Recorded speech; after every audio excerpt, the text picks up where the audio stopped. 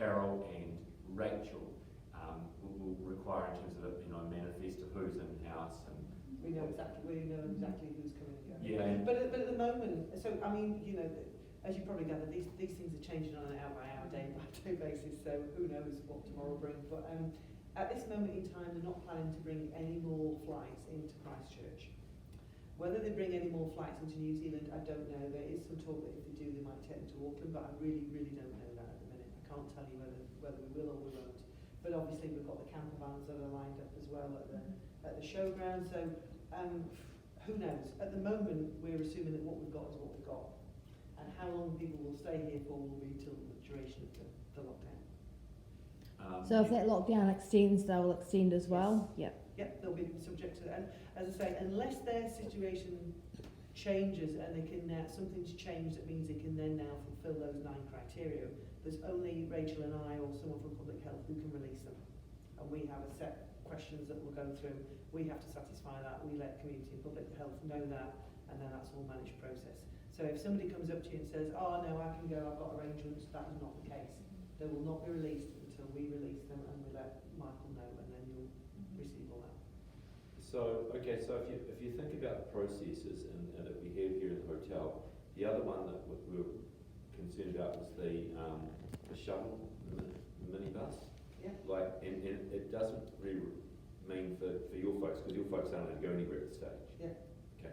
But for instance, Tiffany took a pilot down this morning, and we've been, and I as well, have been putting a mask on and driving the van. You don't need to. 2 meters. As long as they're not sat right next to you, yeah, 2 meters. Just sit behind you. Yeah. Or what? A couple of, if it's a 2 van, meters.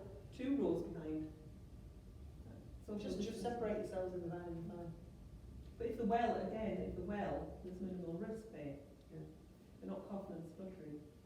And just have a cleaning process for your van. Your door handles, your steering wheel, things like that. Just normal cleaning.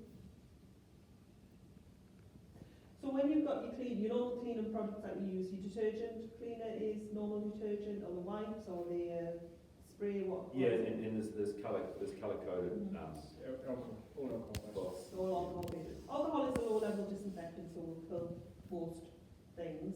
And we say, there's things like screens and iPads and things like that. We can't use bleach and things like that on them, so we say alcohol's fine. So if you've got an alcohol based detergent or disinfectant, that should be fine.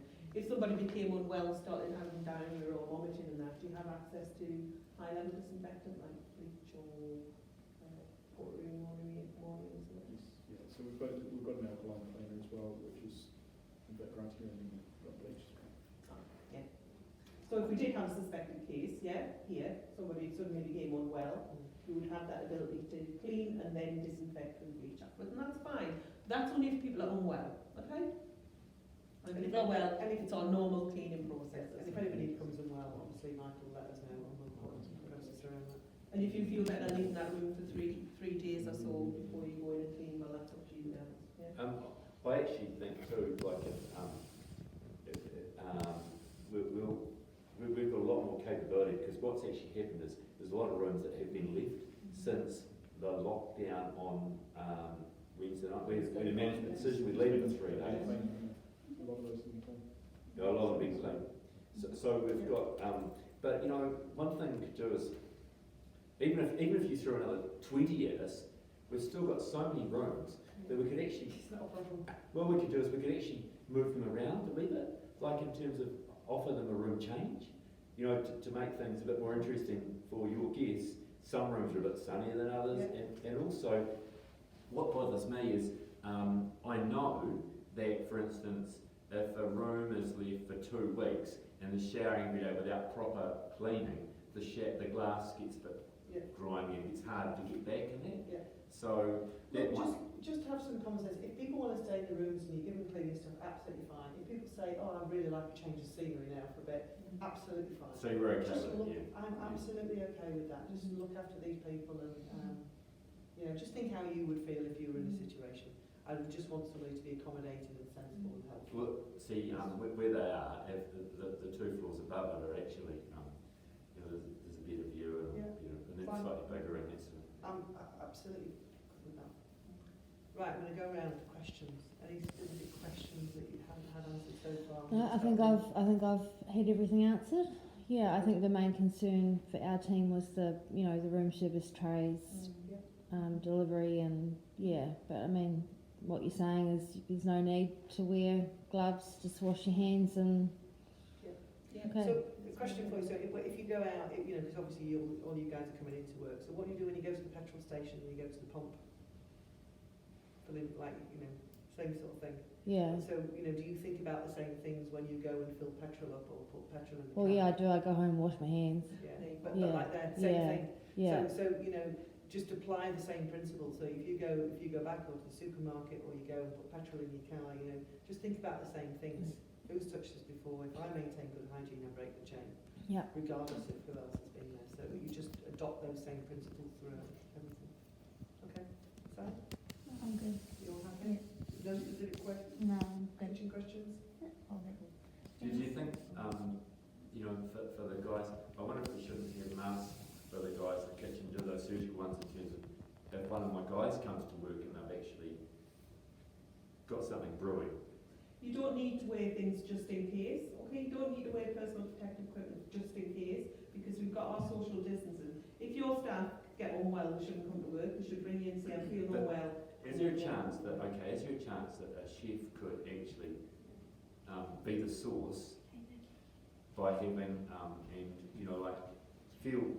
feel okay, but in the early stages of it and actually put it in the Any of us could be potentially a source. However, if we're maintaining that social distancing and our good hand hygiene, and we're not coming to work when we're unwell, and that's especially so for people who are handling food, if they have like a diarrhea or vomiting, you don't want them to cause foodborne illness. Everybody knows that they shouldn't come to work if they've got a potentially infectious condition, whether that's diarrhea, vomiting, influenza, or the suspected COVID-19. Okay, so here's a question for you, Susan. Do your chefs at the hospital wear masks? No. And even for the rooms that the patients who are suspected of having COVID-19, what we do is we leave the tray outside the room, the staff clean their hands, take the tray back to the kitchen, and clean the hands, and that's all they need to. And you're not using disposable cutlery, crockery for those? No. Not necessary. Our dishwashers get up to a sufficient temperature to kill any microbes. Mike, would a dishwasher be as good as one at the hospital? Yeah. Yes, Really? all Yeah, commercial. they're all the same. Yeah, they're all. That's because the risk of foodborne illness when you're in the service industry and you're serving food, you have to meet. It was all set up for things like norovirus, wasn't it? Absolutely. Which goes to a place like Which, Wildfire. which is why rest times. Yeah. Yes. This is horrendous. Okay, I'm going to carry on. So Sally, you're Oh, all good. oh gosh, you're happy?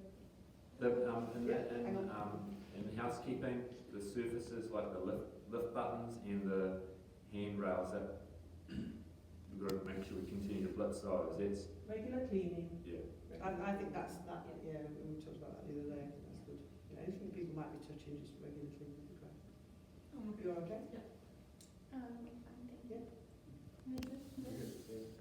Probably won't see any masks again. I'm going to come back to you, Michael, because We've got some people who are concerned around their relatives Yes. who are unwell. Yeah. They might be compromised. Of course, yeah. What should we be telling them?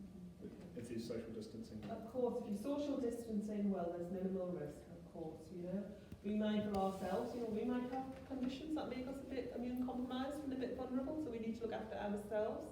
And if that means, telling people not to come and visit unnecessarily, well, that's okay, yeah? We've got staff in the hospital that we've said we need to identify our vulnerable staff, and they do not work with people who are suspected or known as having COVID-19, because we don't want to put those staff at risk. Is that more reassuring or not? Are you still feeling the same? How are you going on this spectrum of anxiety feeling and versus anxiety comfort. and feeling like, you need, is it better or worse? How would you gauge it? I would say I'm personally feeling a lot better now. Okay. Yeah. Good. Anyone still feeling the same or just not convinced? Well, there is a conspiracy theory, right? That the health and this is out in the community, the health authorities are saying don't need all this PPE because it just simply isn't enough. It's cut. No, that's rubbish. rubbish. That's absolute rubbish. There is. There's always conspiracy There was theories. an article on, they were talking to St John, the national program on the way in, and they've got unlimited supplies. Is what they've been told. Can I tell you when there would be a time when there wouldn't be enough PPE? If everybody used it unnecessarily. If everybody used the PPE stocks that we've got when they don't need to, that's when we'd be in trouble, because we wouldn't have it then when we needed it, okay? So it's about using it appropriately. We would not knowingly put any of our staff or any of our community, our aged care staff, or our DHB staff, our public health nurses, we would never put anybody at any risk if we felt there was a risk to them. There's absolutely no way we would do that. And the other reason we were trying to stamp out things like the masks, and particularly with the security and everything else the other day, was, as was said earlier, it's not about the supply and using it appropriately. It was more the fact that people were putting themselves at risk because they were using these as comfort blankets and then not following other hygiene. And we were just worried that actually people were more at risk by using stuff inappropriately than actually just doing the right thing. So when I go to the supermarket or I go to the garage and I see everybody wearing the masks and the gloves, I can't help myself. I have to say, can you please just wash your hands when you take that gear off? Because they think they're protecting everyone and themselves, but they've touched all this dirty money, they've touched all these dirty services, it might have touched somebody's hands or been in contact with somebody, but so they need to make sure that actually when they've taken off this dirty PPE that they've had on all day, God, they look after themselves and clean their hands, yeah? All right. Any other questions? You're good. I Feel think a bit more comfortable. I think what would be good too is if we can get the word to the guests too that are staying here. Well, Can you, that's what we're going to do now. Yeah. So the plan was that we're going to see you, and then could you? I'll round them up. So yeah, Susie's here, I'm here. The plan was any guests that want to have this same conversation with us, can we get them here? It's going to take me 20 minutes to get them all here though by the time I call them up. Well, yeah, that's what I was kind of saying. Yeah, can we get them? Do you want to put me out? I just have one more question, sorry. Yep. That front reception desk, Or anybody's concerned. where we're all constantly handling, we're all using the phones differently, and like someone will use the phone and then put it down, and another person will use the phone. We're constantly using the same equipment. We don't have the luxury of a separate workstation. It's quite a communal area. So wipe it down frequently with Yeah. your alcohol-based Yeah. cleaner, and then you're getting rid of any respiratory secretions, any dirt from hands, Just- things like that. Michael, just ring round and see if any. So we've got infection control here. Has anybody got any questions that they want for? Do we want to have a discussion? Can they be here by 20:15? Yeah. Or Thank whatever. you. Straight Is it down. okay to use the sanitizer on the phone? Or you No, the sanitizer's not built for phones, okay? Even though it's not called gel, it'll harden and crack the phones in terms of it's a gel and it'll leave a residue. The gel is meant for your hands, okay? Right. Your own disinfection, cleaning wipes, and then for the equipment. Okay. Round them up. Thank you very much. Is that all right? Thank you. Yep. So you video that. So